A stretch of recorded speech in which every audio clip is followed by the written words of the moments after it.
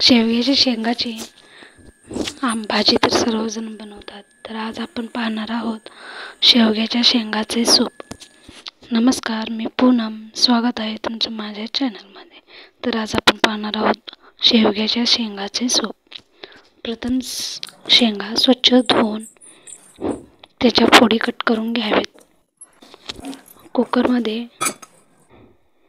Cut केलेल्या शेंगा, बारीक चिरलेली कोथिंबीर, 1 ते 2 हिरवी मिरची आपल्या आवडीनुसार,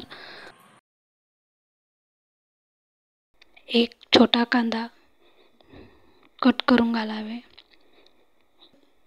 लसणाच्या 2-3 पाकळ्या, दालचिनीचे 2 तुकडे, लवंग 2, चिमूटभर हळद, चिमूटभर जिरे,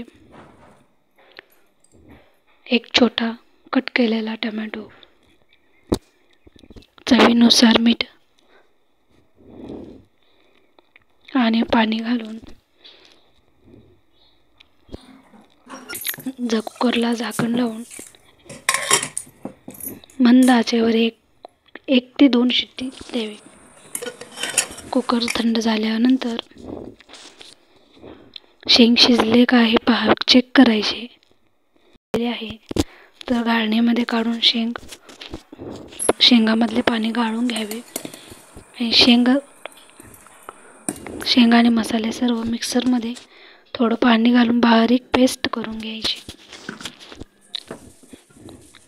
तयार केलेली पेस्ट गाळलेल्या पाण्यामध्ये घालून थोडं ढवळून घ्यायचं.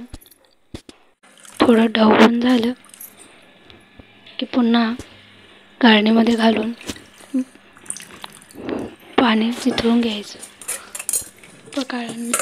गाळणीमध्ये घालून पूर्ण गाळून घ्यायचं. त्यानंतर पुन्हा कुकर गॅसवरती ठेवून मंद आचेवरती 1 उकळी काढून घ्यावी. वरून कोथिंबीर घालून सूप सर्व करावे.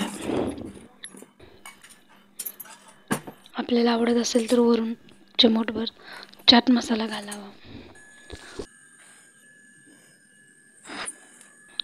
धन्यवाद.